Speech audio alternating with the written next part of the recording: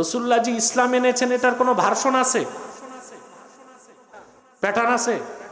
এখন কিছু বুদ্ধিজীবী বের হয়েছে বাংলাদেশে, এরা মানুষকে ধোঁকা দিচ্ছে, বলে ইসলামের ভার্সন আছে, পলিটিক্যাল ইসলাম, রেডিক্যাল ইসলাম, সুফিবাদী ইসলাম। না, ইসলামের কোনো ভার্সন নাই।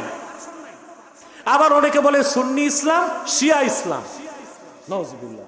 শিয়াদের কাছে যেটা আছে ওটা ইসলাম না বাতিল ফেরকা? ইসলামের কোনো ভার্সন?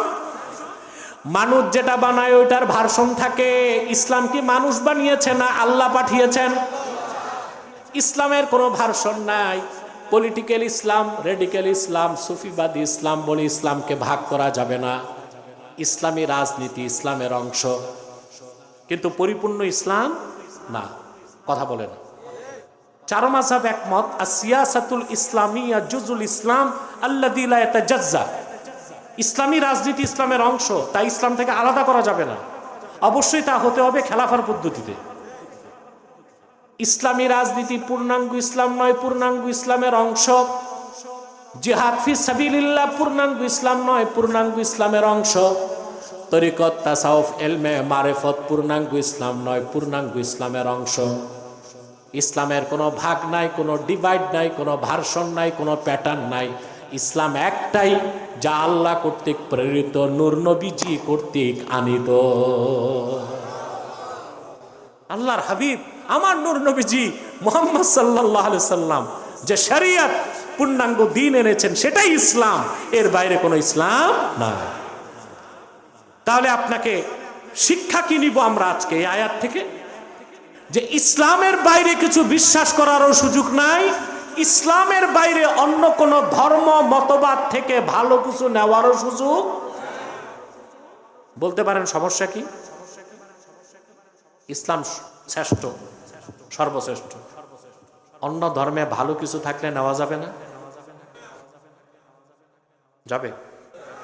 জোরে ভালো থাকলেও মুসা নবী যেটা আনছে, ঈসা নবী যেটা আনছে রিজেক্ট হয়ে গেছে, বাতিল হয়ে গেছে।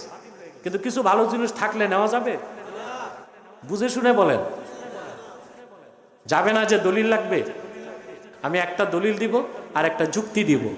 আপনারা বাঙালি যুক্তি বেশি পছন্দ করেন। আমি মনে করি 1 লক্ষ যুক্তি এক পাল্লায়, কোরআন হাদিসের একটা দলিল এক পাল্লায়, কোনটার ওজন বেশি? আগে দলিল, তারপর যুক্তি। কি বলেন? ইমাম আহমদ বিন হাম্বল তার মুসনাদে একটা হাদিস নকল করেছেন। হযরত ওমর রাদিয়াল্লাহু তাআলা আনহু একদিন তাওরাত কিতাবের কিছু কাগজ হাতে নিয়ে আল্লাহর হাবিবের কাছে আসছেন। আল্লাহর হাবিব বললেন, ওমর তোমার হাতে কি? তিনি বললেন, ইয়া রাসূলুল্লাহ সাল্লাল্লাহু আলাইহি ওয়াসাল্লাম, বানু কুরাইজাতে আমার এক দুঃসম্পর্কের ভাই আছে ইহুদি, সে তাওরাত কিতাবের মূল বক্তব্য আমাকে লিখে দিয়েছে, এটা আমার হাতে। তাওরাত কার উপর নাজিল হয়েছিল? জোরে। কার কাছ থেকে? আল্লাহর কাছ। পরে কি হয়েছে? নষ্ট হয়ে গেছে। কিছু ভালো কথা ছিল তো, কথা বলে। হযরত ওমরের হাত। কথাটি শোনার সঙ্গে সঙ্গে আল্লাহর হাবিব নারাজ হলেন, রাগের প্রকাশ ঘটল। আল্লাহর হাবিব খুশি হলেও নূর চমকাতো, রাগ করলেও নূর চমকাতো।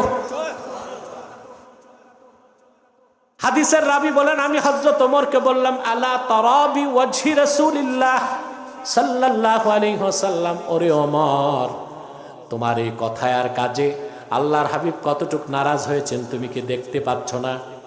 হযরত ওমর বুঝতে পেরে সঙ্গে সঙ্গে আল্লাহর হাবিবের সামনে হাঁটু গেড়ে বসে গেলেন আর পড়তে লাগলেন, রাদিতু বিল্লাহি রাব্বা ওয়া বিল ইসলামি দীনা ওয়া বি মুহাম্মাদিন সাল্লাল্লাহু আলাইহি ওয়াসাল্লামা রাসূলা।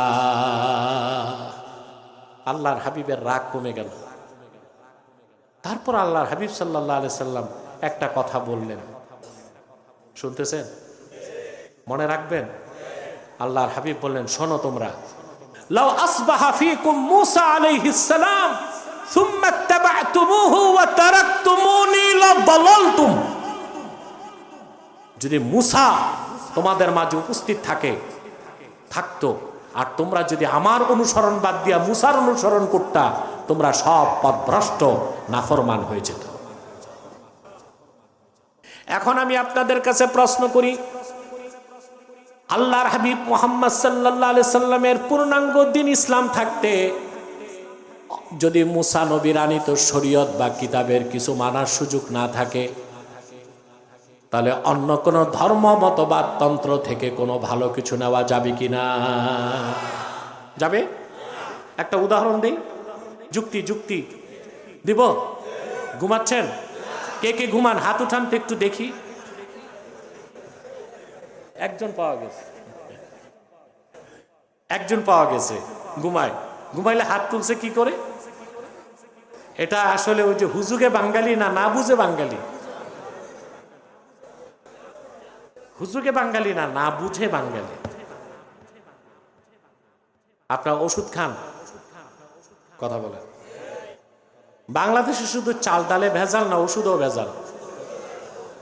চাল ডাল ভেজাল খাইলে তো রক্ষা আছে, ওষুধ ভেজাল খাইলে এই যে আমাদের দেশে মানুষের কিডনি বাতিল হচ্ছে, লিভার বাতিল হচ্ছে, সব হচ্ছে ভেজাল ওষুধের কারণে। বাংলাদেশ দুইটা খাতে খুব পিছায় আছে, একটা হচ্ছে শিক্ষা খাত আর একটা হচ্ছে চিকিৎসা খাত, ঠিক না? আমাদের শিক্ষা খাতে কি আছে ভাই? এই যে যারা পড়াশোনা করতেছে স্কুল কলেজে, মাদ্রাসা বাদ, স্কুল কলেজে যারা পড়াশোনা করতেছে এরা ভালো বিজ্ঞানী হয়েছে দেখছেন? বলেন তো বাংলাদেশে একজন বিজ্ঞানীর নাম? 100 বছরে কোন বিজ্ঞানী পাইছে বাংলাদেশ? আবার স্কুল কলেজে পড়ে আল্লাহ বুজুর্গ কেউ বের হয়েছে পাইছে? ব্যতিক্রম শেখ বুরহানুদ্দিন